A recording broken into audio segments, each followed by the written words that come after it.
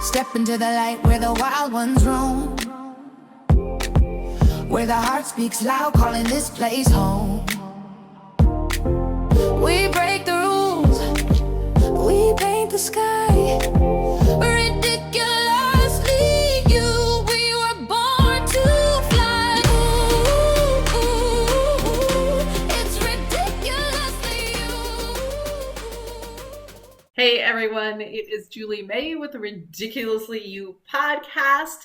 Today's guest is not just here to coach mothers, she's here to ignite a movement of mothers, and you guys know how much I love that.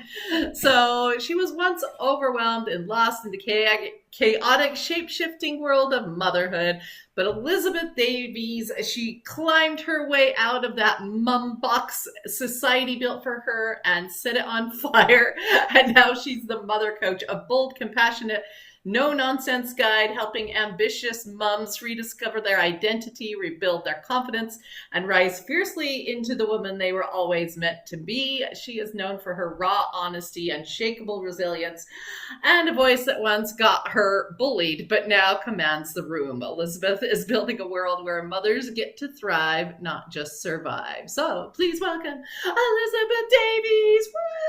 Woo! Hello.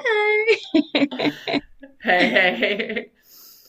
So, Elizabeth, tell us a little bit more about the motherhood box that you felt like you were stuck in for so long. I think those of us who have been moms kind of understand it, but tell us what your box felt like. How old were you when you became a mom, and what did that box feel like for you? So when I became a mom, I think I was about 32. And I'd always been like quietly confident, I didn't really care what people thought of me, and I just like got on with whatever I wanted to do. And then when I became a mom, all of a sudden I felt like I had this huge pressure, and I was just like, oh my God, I don't know who I am, I don't know what I'm doing. And even down to like, what clothes I wanted to wear. I was like, oh, I can't really wear that because I'm a mom now, you know, and I was scared about going to the shops and like just constant judgment from other people. Like, I don't think they were judging me. It was all in my head, but I was just felt I was crushing under this pressure. And it was just horrible. And it was all the expectations that you hear about from society, like what mothers should be, what they should look like, what they should be behaving like, how you should parent your children. Like it was just in my head constantly. And it was just not my expectation of becoming a mother. It was all going to be like, flowers and music and cuddles and, all of that nice stuff. But I didn't think about any of the realistic side and anything else that came with it. And it was just, it was horrible. I just lost myself completely. Did you have a really traditional style mother growing up? No, not at all. I, my mom and my like biological dad, they split up when I was really young. So I had basically a single mother family, but then obviously there was like stepfather figures, and we moved around quite a lot. Our house was quite chaotic. So maybe, I don't know, maybe it sort of there was little influences from my childhood, I guess, I had to be this like perfect society pleasing mom. So, what did you think in your head was the perfect society pleasing mom? So, when you watch like a rom-com, or, you've got like the soccer mom and they've got all, you're feeding your children all of these healthy diets, and they've got the right clothes and the right shoes and the right hairstyles, and, They're going to like all the health appointments and the baby classes and the toddler groups, and you've got all your mum friends. Um, and then even just like with parenting, so like now I would take my toddler to the supermarket and she'll ask for something, and I'll be like, no, sorry, we're not having that today. And it's meltdown central. But, like 2 years ago, I'd have been like, oh my God, everyone's going to think I'm such a bad mom. Like, look at my child, she's out of control. Actually, she's just learning. Yeah. Yeah, so that was to me, it's just, I don't know, I just feel like moms have this pressure on them to do so much. Um, and they get judged for absolutely everything, how you parent, what you dress like, the way you look, the way you talk. Are you a stay-at-home mom or do you work? But if you're a stay-at-home mom, you're probably lazy. And if you go to work, you don't love your children enough to stay at home. Like you just win. There's no right answers. It's like it's a trick. Well, and I think it's Literally. fascinating too how, you take somebody who is pretty free-spirited and knows yourself, and all of a sudden you have a child, and all of the things, everything changes. It's like, oh no, now I have to be this role, and I don't know what that looks like for me. And because when you're a single person and you're in your 20s, it's like, it's free spirited. People expect this from me. I'm in my 20s. I don't have responsibilities really. Like I can explore the world. That's, part of the expectation of being a single person without kids in their 20s, right? And then all of a sudden, oh, now you've passed the 30 threshold. Ooh, now you're a mom. All of a sudden, like, so much changes within what that expectation looks like on the outside, and how much, we bring on ourselves from what we think other people are judging, right? I'm so glad you said, that you had this idea of judgment, but you realize it was within yourself, really, because everyone out there, this is what I discover more and more, and I'm not going to say everyone, but I'm going to, like, 90% of people out there are so worried what other people are thinking of them, they're not even judging you. And if you do something that's like a little bit more free thinking, it's like inspiring. It's like, oh wow, well, Elizabeth did it, so maybe I can be brave enough and do the thing, because that's what I've wanted to do all along. Right? Yeah, definitely. Like, oh my God. It was just, I couldn't bear it. And like now I can look back and I know that it wasn't the other mothers or the people in the supermarket or anybody else. They weren't actually judging me. I even thought my family were talking about me behind my back and saying like, oh, do you think she's a good mom? Or, questioning my ability to be a mom.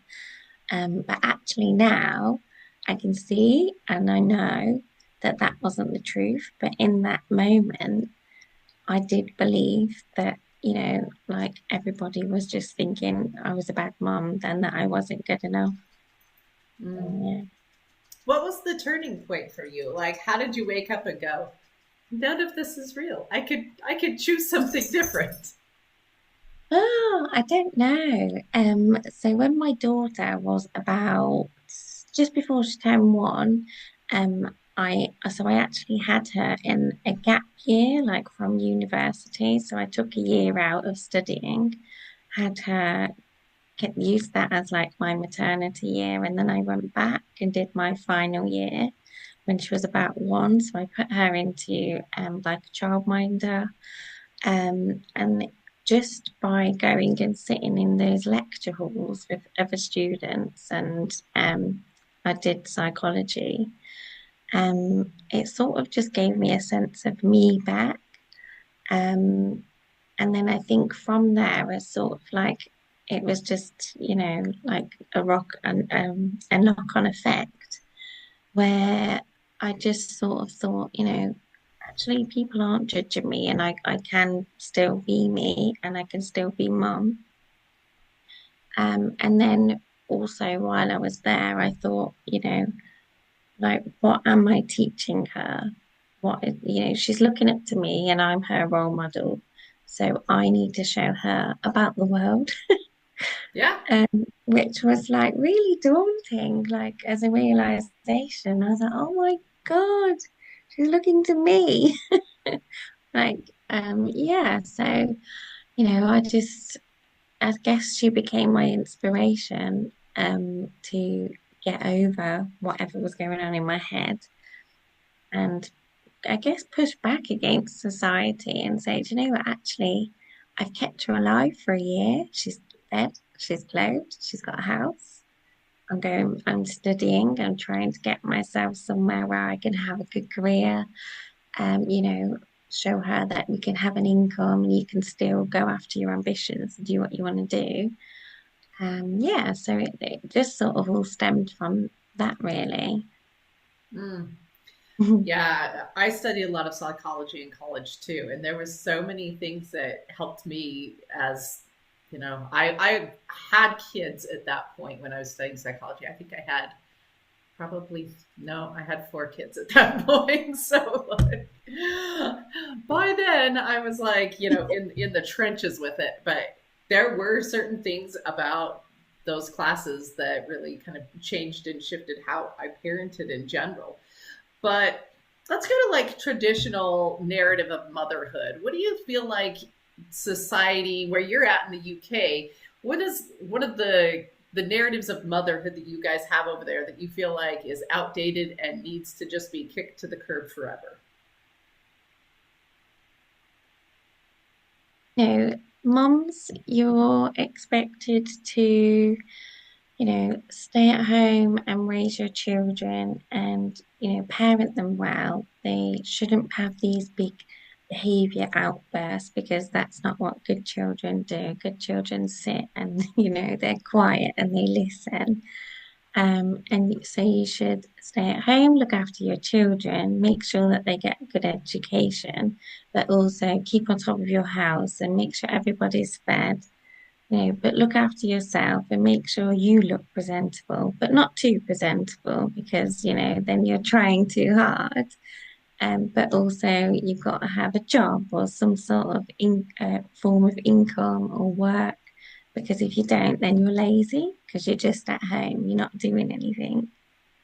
And then, if you've got a partner or the kid's father, then you've got to look after them as well. They should have their dinner on the table and all their clean washing. But, if they look after the children, it's really good that he babysits his own children. Like it's not expected generally that the father would be so involved. It's all on the mother. And then you've got to remember all the appointments, all the birthdays. Like it's just never ending and it's all on the mum.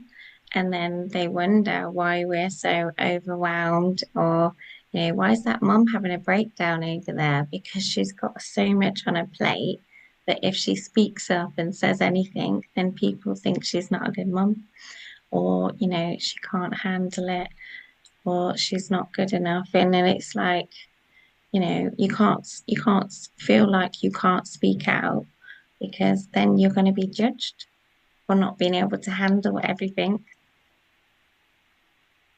I'm actually kind of surprised that in the UK you guys kind of still have that idea and that, kind of notion that women should be home with their kids and like raise them and not really be at a job.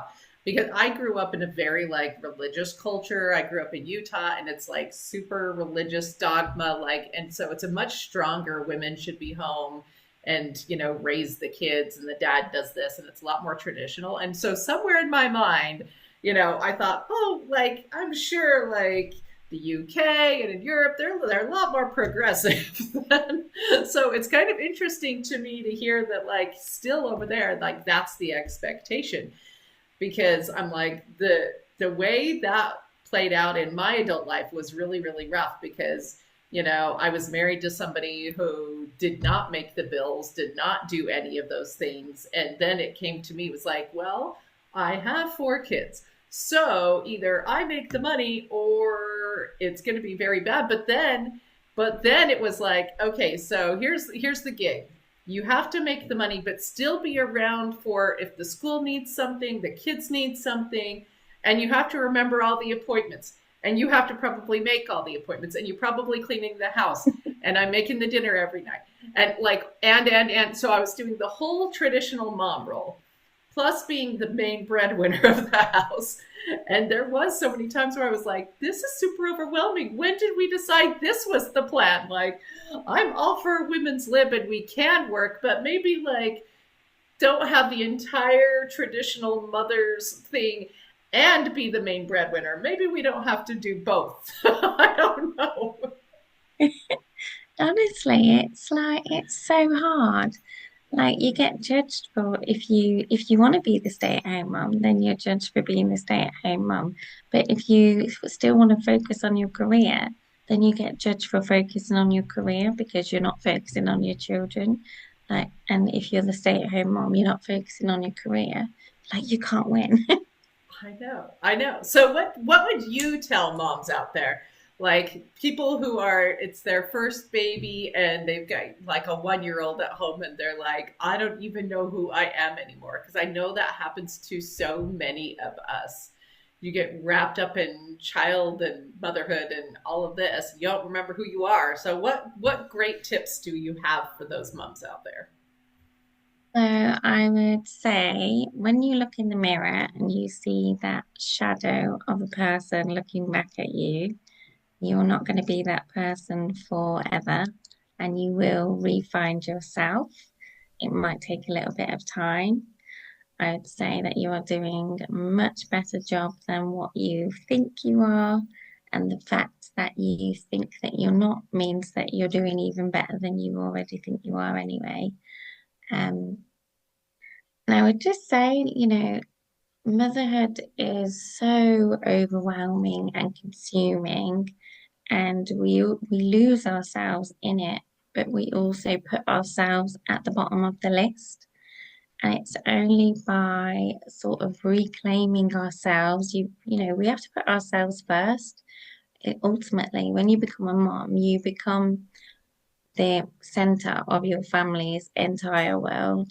So if you're not meeting your own needs and you're putting yourself at the bottom of the list, there's nothing to take from the cup to give to everybody else. So you've got to fill your own cup, and it's not selfish.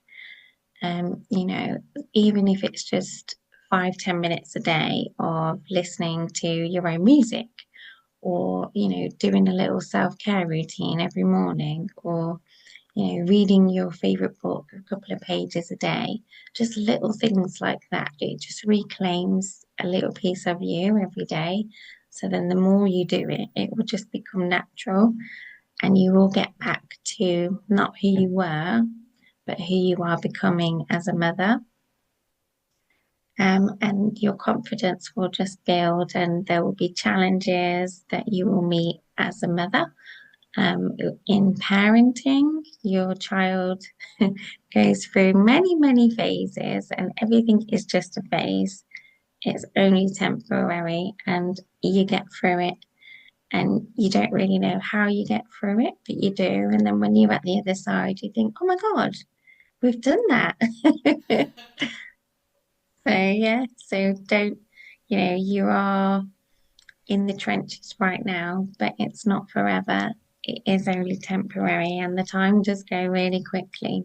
So before you know it, you'll be the other side, becoming the woman that you always wanted to be as a mother. Do you have any practical tips for somebody who's like trying to remember who they are, rediscover who they are in this new lens of motherhood? Like, what are some practical things they can do? They've had maybe had kids for a while. They're a little bit more settled. It's not as new now, and they're ready to go out and kind of reclaim parts of themselves. What can they do? So what I did was the time. So I started to co-parent my daughter um with her father, and then so the first time when she went to her dad's, I literally sat in my house and it was silent, and I was like, oh, what do I do now? And I honestly, I didn't know what I liked to watch. I didn't know what I wanted to eat. I did. when I was there, I thought, maybe should I go out? But where should I go? What should I do? Because I'm not mum right now, I'm me. And I hadn't had chance to be me for such a long time. I literally just had to relearn who I was. So, I took myself for a few walks around some shops. It was and my anxiety was really high because it was different. And my body, I guess, was saying, oh, this isn't safe, but it's just different. And I was fine. It was just little things. I used to really like drawing and being artistic and a bit creative.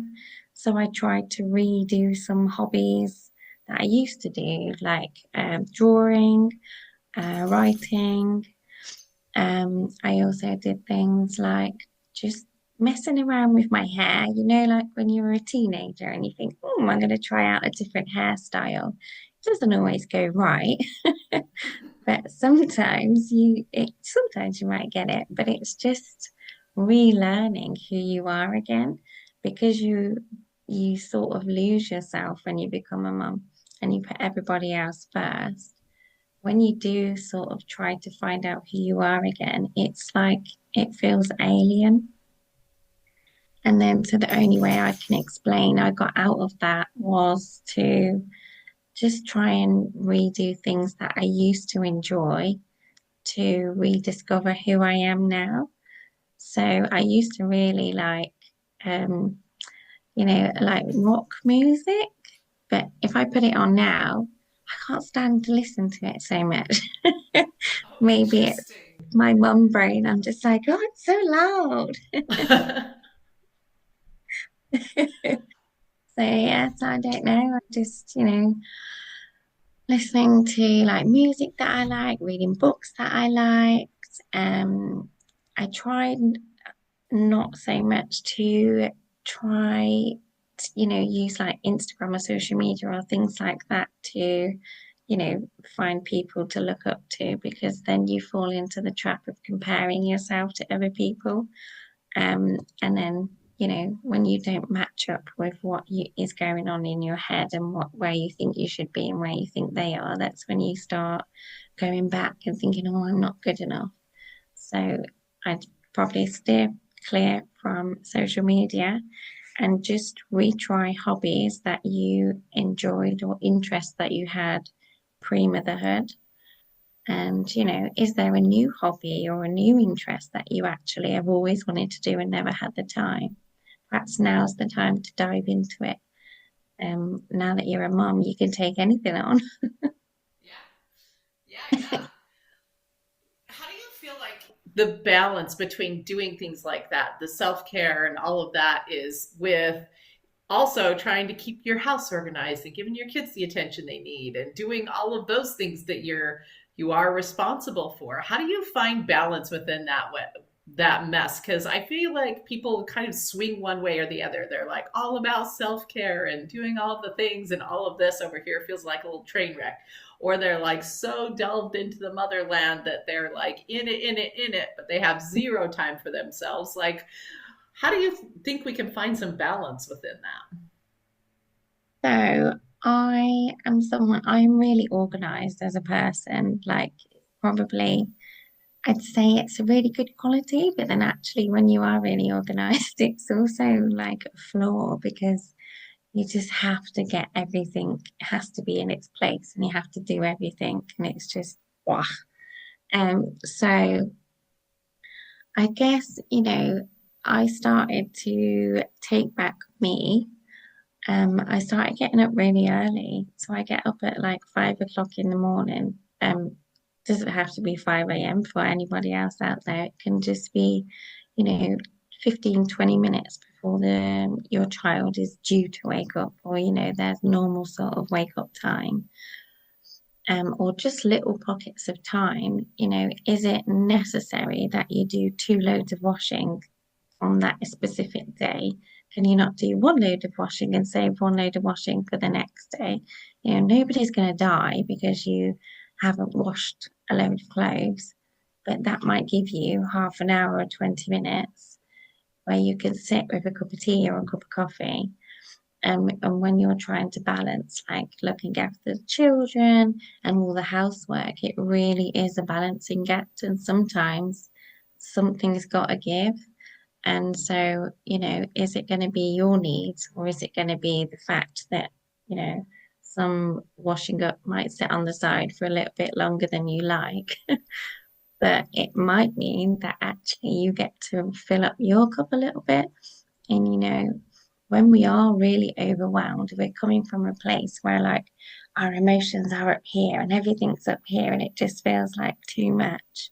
But actually, if you can take 10 minutes and bring yourself back down to this level, like when you're mothering and parenting from this level instead of up here, it's just going to feel so much smoother and it will benefit you and your children and whoever else is around so much more than washing up a sink of plates and cups. You know, it is a balancing act and there is no magic trick. So I found by getting up earlier and getting some jobs done that, or if I don't get my jobs done, I might fill my cup up before she gets up, my daughter. Um, and some nights, if I don't get up earlier than her, I might stay up later than her, but then I'll make myself tired. So I tend to stick to the morning. But you just you have to carve that time out for yourself because if you don't, like you're just going to run yourself into the ground and it's no good for anybody because you are the center of your universe, basically. Yeah, and I think you need to find the thing that works for you too. Like you Yeah. you do the wake up early. Some people might do a better late at night or maybe afternoon during Mm. kids' naps. It's like, when's the time for you and what's the best use of that time? I've gotten in the habit of going, I have to go for a walk every morning. Like that's how I clear my brain. That's how I feel grounded and steady. And then like as long as I get up and I go for my walk and I come back and I usually tidy up a little bit before the day gets going, then I feel like, okay, I've got my feet under me. I can tackle whatever the day has ahead. But I think everyone has their own thing. But like, that's my morning routine that, has taken me 40 something years to figure out. I work best, A, when I feed myself good food, B, when I get up, I do my walk first thing.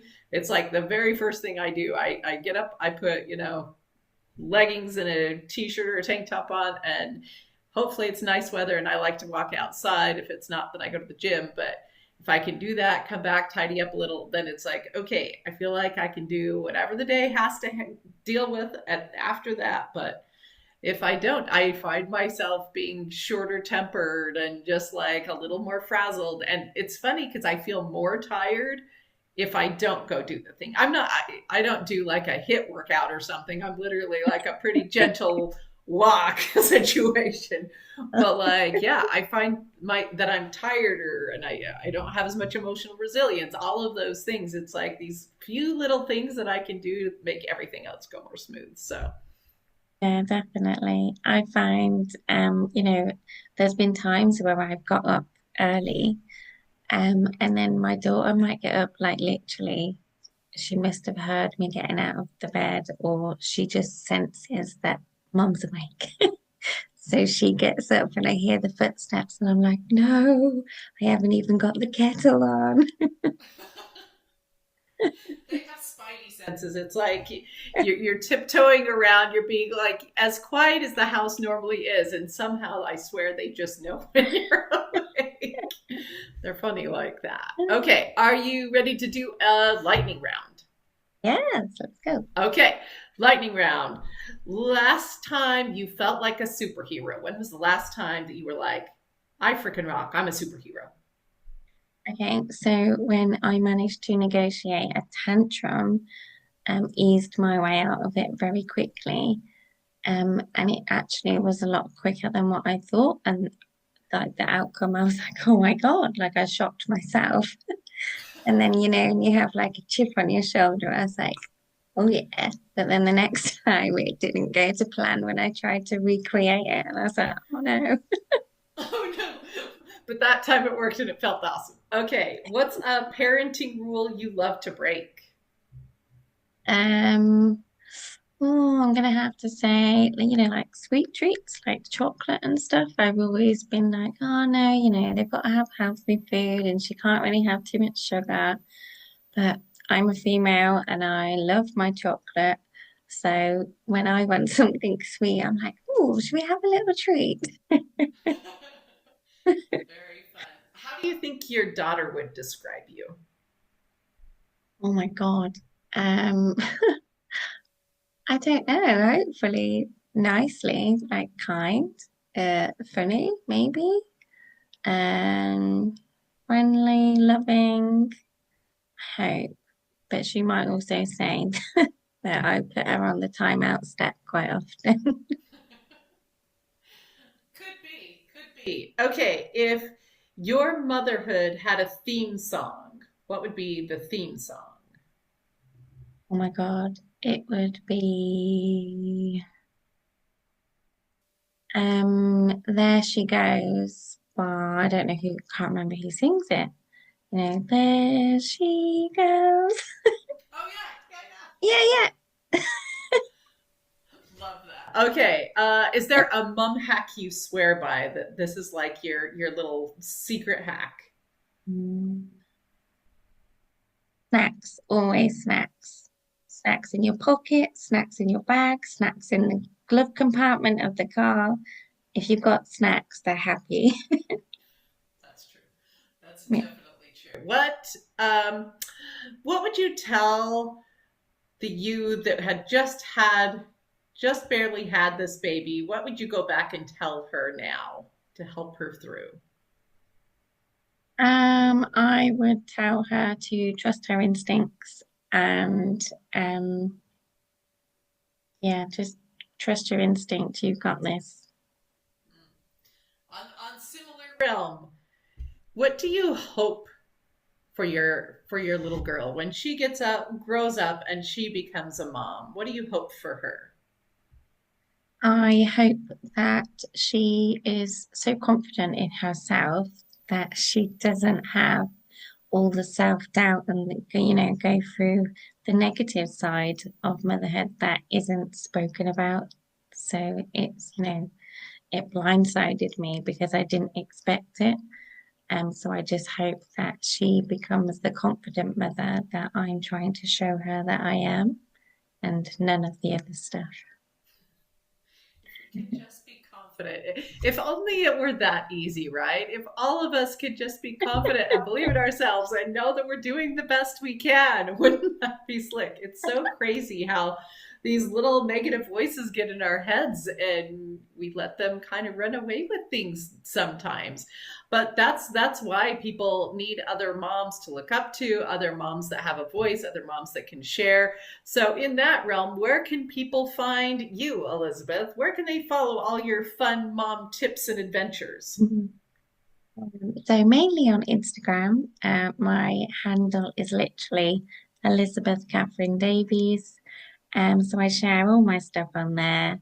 Um, and then I'm on TikTok and I'm on Facebook as well, under the same handle. And yeah, that's just where I'm at, really. Social media. I do have a website as well, but I think social media is a bit more human than just here's my website, click the link sort of thing. Yeah, for sure. So you'll probably want to go find her on Instagram, Elizabeth Catherine Davies. We're going to have the link below to that. Thank you so much for sharing more about your motherhood story, more tips and tricks we can take as moms. You know, it's been a while since I've had littles in the house. My baby girl is almost 21, my youngest. Oh So my my God. kids are kind of like older now. Congratulations. Thanks.